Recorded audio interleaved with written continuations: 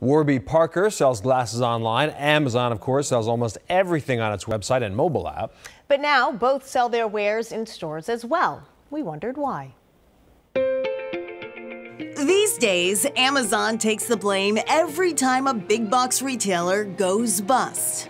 More proof that the future of retail is point and click, right? Not quite, says retail consultant Emily Eisenberg. People do still shop in stores. 85% of all retail is still happening in brick and mortar.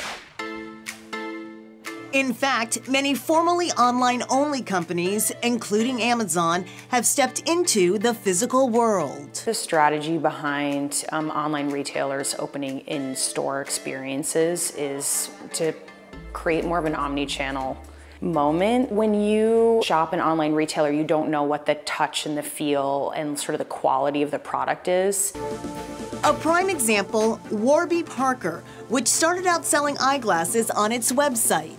Customers could order and try 5 frames at home, but the company quickly found that customers wanted even more choices. There was that need for customers to kind of feel and want to see and touch the glasses. Now, Warby operates more than 60 stores nationwide with no plans to slow down.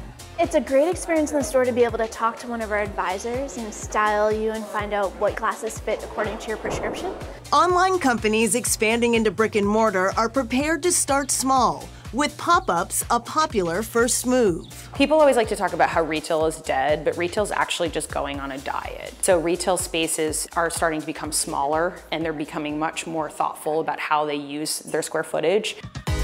For us, having a pop-up allows us to test the concept to prove that it works without signing into a 5 or 10-year lease. To be flexible and be able to try different locations seemed very appealing to us. Wakefield-based American Rhino sells apparel to fund conservation groups that preserve African wildlife. They've had pop-ups in Linfield and Newbury Street and plan to be on Nantucket this summer. We've really found our customers shop with their hands. And for them to be able to come in and touch the fabrics and hear the story physically as opposed to just seeing online has been very beneficial for us. When online brands sell goods as well as services, a physical location brings the business to life.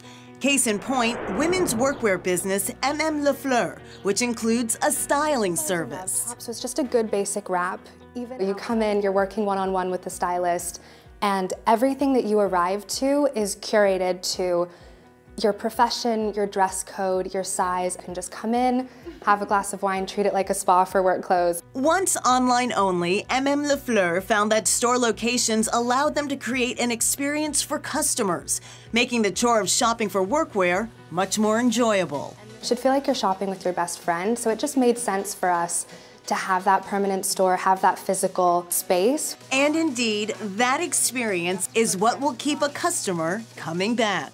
I think something like 85% of retail experiences result in a sale.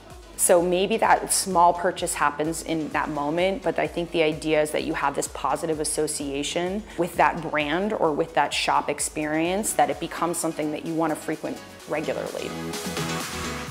A small business that's also found the move from clicks to bricks helpful, the Cambridge-based home organizational company, The Little Details. We've been in business for 7 years, but there was a real piece missing for us of the in-person connection. A lot of people were very hesitant over the phone many times to have us come in and do such a personal service in their home, literally digging through all their drawers and cabinets and closets, not actually being able to see us in person and say, okay, I do trust this person. I know who I'm getting here. It's not just an online presence. Ultimately, moving into retail helps online companies gain exposure, new customers, and insights into shopping behavior. So expect the lines between online and offline retailing to continue to blur. Digital brands realize that they can have a much longer, engaging relationship with their shoppers by getting them into the store and bringing them into their culture. And the advantage for online retailers of opening brick and mortar is they get a lot more data, as we're sort of hearing, about their customers. That's right. For example, Wi-Fi hotspots in stores might use signals from smartphones to figure out which aisles customers spend the most time in.